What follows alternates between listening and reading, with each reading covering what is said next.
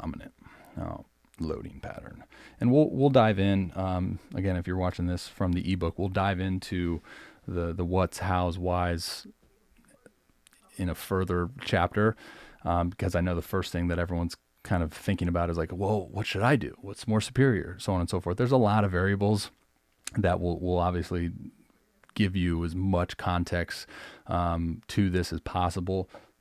The thing that I see as probably the biggest factor in regards to all of these movements is we need to understand, essentially identify, are we moving a specific way within our drive leg mechanics due to restrictions, or are we moving a specific way in our drive leg mechanics due to just motor patterns, meaning that's the way that we've moved throughout the entirety of our development. All right, and that's how we perceive the specific movement. Now that's when we can really go in and make alterations to these. But again, when we look at the quad dominant load, basically we're just looking at the posture of the drive leg in relation to the knee and foot, right? So with both of these guys, when we descend from peak leg lift, the responsibility and the role of the drive leg is to absorb this energy, to produce this energy into the ground, and to store this energy. Okay, so when we look at the drive leg loading pattern, for me, I like to look at full hand separation. That gives us a pretty good indication. Okay, so right off the bat, from the front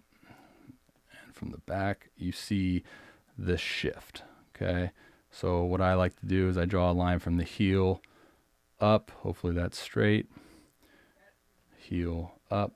And with quad dominant loaders, what you'll see, obviously from the broadcast view, like Morton is here, you're going to see more body on that side of the line, and then the front, it's the opposite, where you're going to see it on the left side of the line.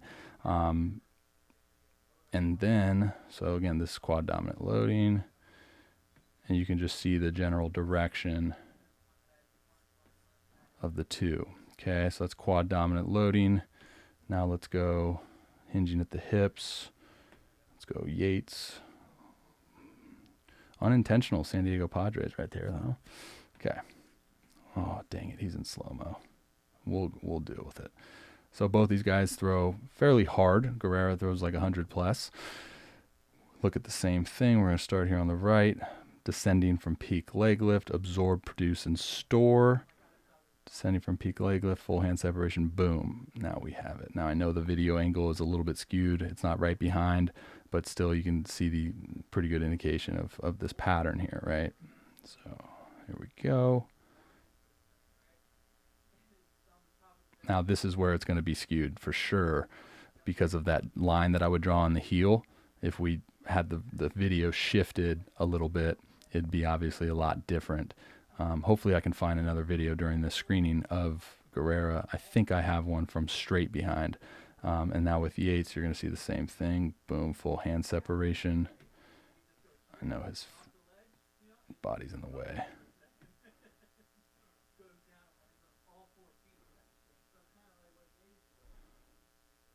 More coming this way. And now Yates is going to be a little bit different. I know it's not like perfect examples. Yates is going to be different because you have to understand that he's also really into trunk flexion and trunk counter rotation. But if you just looked at his lower body mechanics, right, you're going to see a lot of his booty behind that line. Same here. Okay, let's see if we can find some more. Okay, here is, let's just rattle these off. This is not planned. And now this one, Gallon's going to be obvious, right?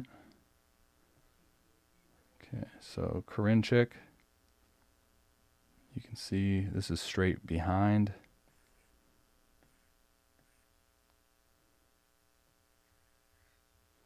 Gallon, I said he's obvious because he's a crossfire guy.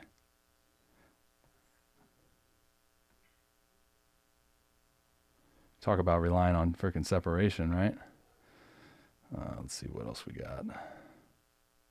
Syndergaard's a really good example. Make sure when you're screening yourself on these particular things that you're understanding of the video angles. Syndergaard, Thor. I'd throw bullpen shirtless too if I look like that. And you can see this is what I love about Scherzer's a or Syndergaard. He's good at hinging at the hips. You can see that he corkscrews as he descends. Boom, get him in a full hand separation. That's a pretty clear visual, right?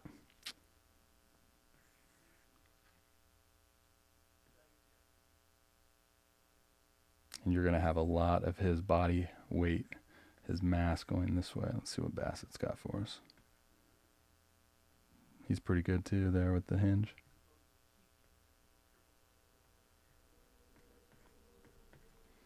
Okay, again, this is just a video to serve as painting a picture for what these two loading patterns look like.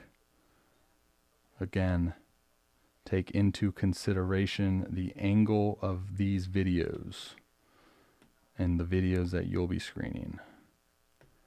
Okay, so I like straight behind and straight forward. Ooh, there it is. Got it. There's that straight behind. So let's check it out now. Full hand separation. Bada bing, bada boom.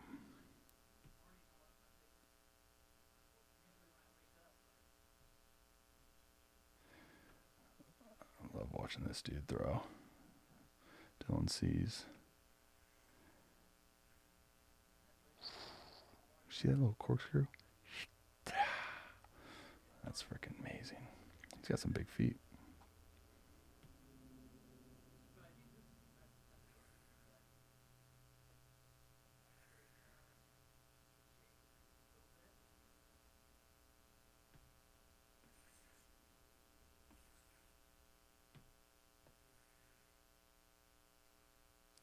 So the reason I draw these two lines, one from the heel, one from the toe, it gives us a really good indication of center mass from the broadcast view, right?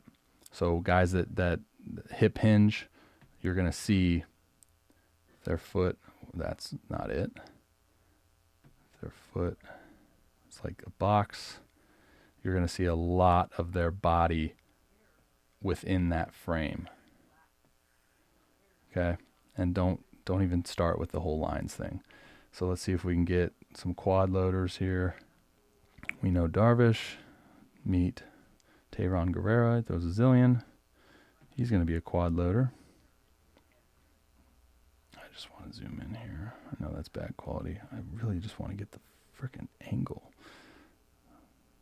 The grind. So again, quad load, peak leg lift, descend.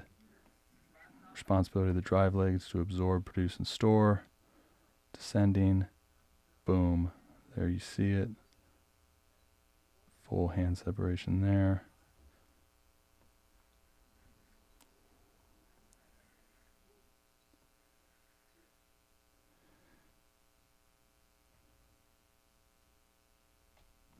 Darvish.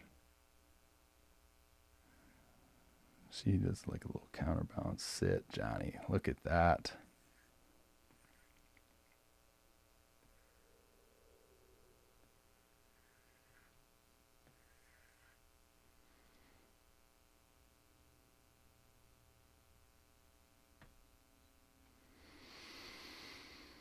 Okay, so again, that's going to be just to serve as the visual example for these two different types of loading patterns. We'll obviously dive in more into context regarding the hows and the whys and all of that stuff. And we're also going to, I really do want to do like a separate piece on the accelerators and drivers component of this, because that's going to be a huge concept to understand in regards to your personal identification system and what you're trying to do and what you're trying to accomplish on the mound and what your body type is presenting you. Okay, so hopefully you got the pretty good painted picture there for these loading patterns. And now if you're reading this ebook, we can move on. And if you're watching this video just on YouTube, like I said, be sure to purchase that ebook because it's good. All right, dudes. See ya.